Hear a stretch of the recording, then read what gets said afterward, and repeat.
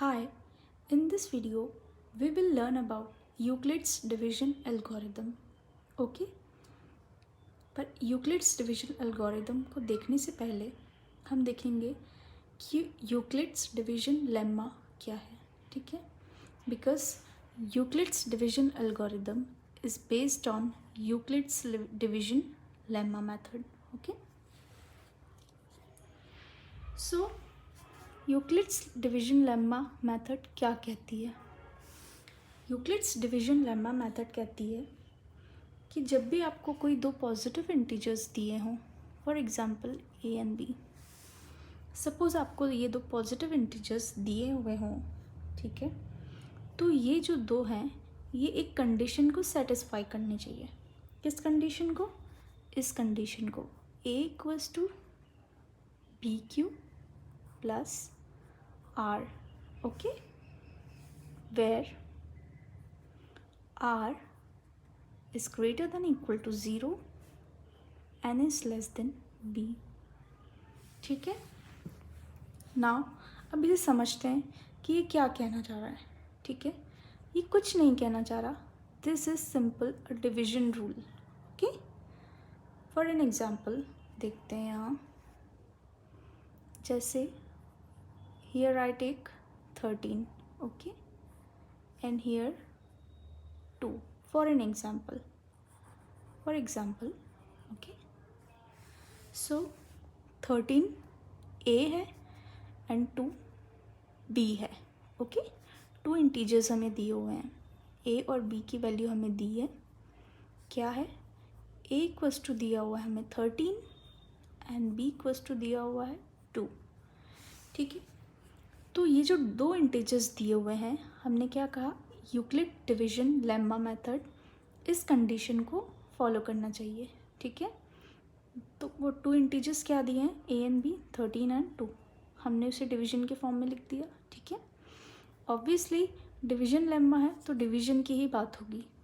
ठीक है, अब इसे करते हैं कैलकुलेट. ठीक है, 2 6 are 12. Okay, reminder 1. Okay, so क्या देख सकते हैं आप यहाँ पे? ठीक है, ये जो है 1, ये हमारा है रिमाइंडर. रिमाइंडर को किससे डिनोट कर रहे हैं इस इक्वेशन में? आर से. ठीक है, और जो 6 है ये हमारा क्या है? कोशेंट. ठीक है, क्यू है हमारा 6. ठीक है, तो अब देखते हैं कि ए की वैल्यू को हम किस तरीके से लिख सकते हैं. तो गिवन कंडीशन में ए क्या है? 13 is equal to b into Q. यहाँ पे b क्या है?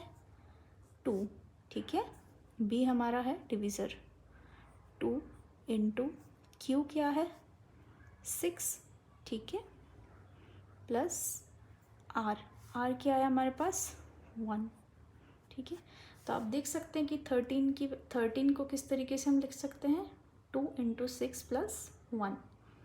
ठीक है, और r की जो वैल्यू है, मतलब जो रिमाइंडर है, वो भी हमारा इस कंडीशन में लाई कर रहा है. r जो है हमारा ग्रेटर देन है 0 से. ठीक है, और लेस देन है b से, मीन्स 2 से. तो इतना क्लियर है. इस मेथड को कहते हैं यूक्लिड्स डिवीजन लेम्मा. ओके, अब बढ़ते हैं यूक्लिड्स डिवीजन एल्गोरिदम की तरफ. ठीक है, so what does Euclid division algorithm says? Euclid's division algorithm. Okay, Euclid division algorithm जो है वो क्या कहता है? सबसे पहले एल्गोरिदम का मतलब देखते हैं. ठीक है, एल्गोरिदम का मतलब होता है certain steps to follow. Okay, और a procedure to be followed.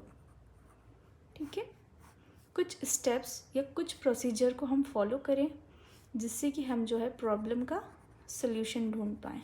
ठीक है, ओके, तो वो क्या स्टेप्स हैं? जिनसे हम प्रॉब्लम का सल्यूशन ढूंढ पाएंगे। ठीक है, तो ये एल्गोरिदम का मतलब हुआ। अब जो यूक्लिड डिवीजन एल्गोरिदम है, इसे हम मेनली यूज़ करेंगे to find HCF। Okay, HCF find करने के लिए हम किसी भी टू इंटीजर्स का, ठीक है, यूज़ करेंगे।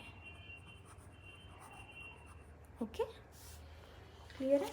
सो यूक्लिड डिवीजन एल्गोरिदम जो है वो कुछ स्टेप्स को फॉलो करता है। तो स्टेप नंबर 1 हुए, क्या स्टेप को फॉलो करता है कि A is equals to BQ plus R।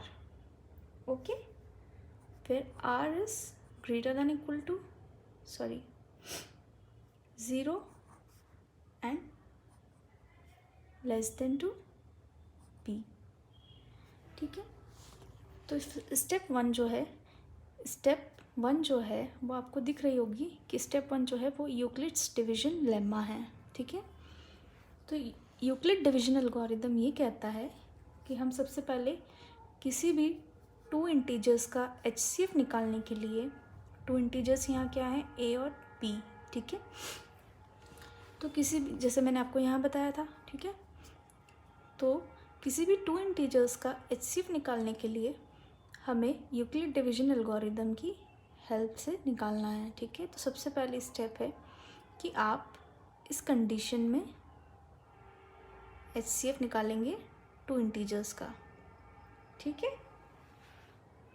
जैसे हम निकालते हैं, for example let's say A equals to 455 and B equals to 42।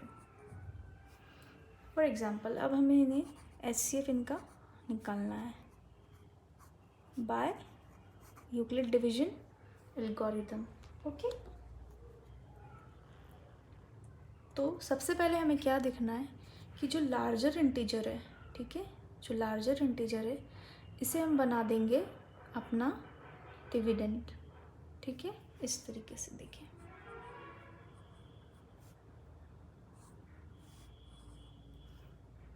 और जो B है वो बन जाएगा हमारा डिवीज़र। ठीक है, ये पहला स्टेप हुआ। ठीक है, इससे डिवाइड कीजिए, 42 10 420, क्या बचा 35। ठीक है, तो ये स्टेप 1 तो यहाँ तक फॉलो हो गई। अब स्टेप 2 में हम क्या करेंगे, अब हमें ये करना है कि देखना है कि रिमाइंडर जो है वो 0 है या नहीं। तो चेक करना है हमें कंडीशन R इक्वल्स टू 0 है या नहीं है।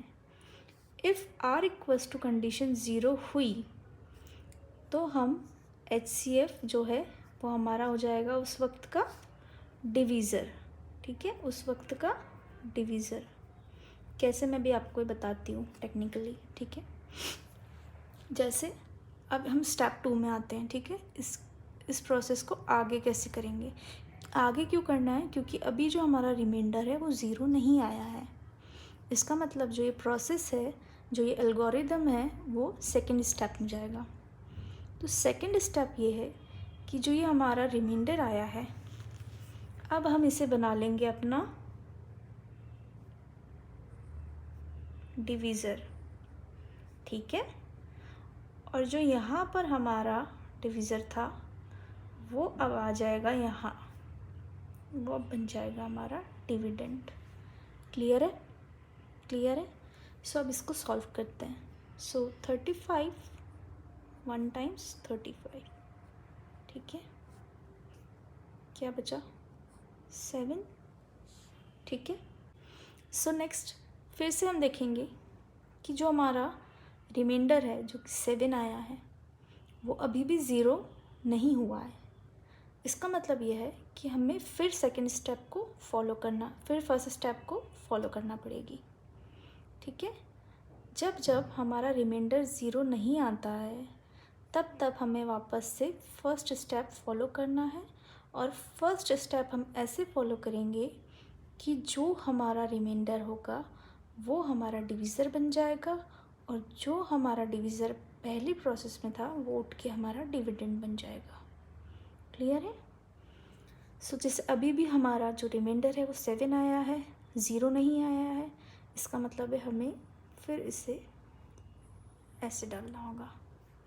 सो 7 और यहाँ क्या आएगा, पिछले स्टेप का डिविज़र, दैट इज़ 35। ओके, इसे सॉल्व करें। 7 5 35। Okay okay, so as you can see कि अब जो रिमाइंडर है हमें 0 मिल गया है। ठीक है, तो जैसे ही हमारी सेकंड 2 के स्टेप की कंडीशन सेटिस्फाई करता है तो हम पहुंचते स्टेप 3 में। ठीक है, स्टेप 3 में हम ये कहते हैं कि जो इस वक्त का हमारा डिवीज़र होगा, ओके, दिस इज 7, वो हमारा HCF होगा। क्लियर है? HCF किसका? इन टू इंटीजर्स का, 455 and 422।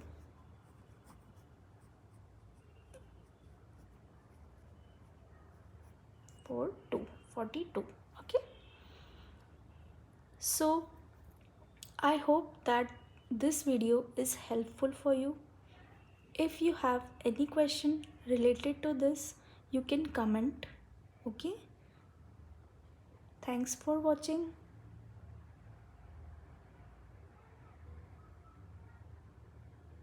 Thank you so much.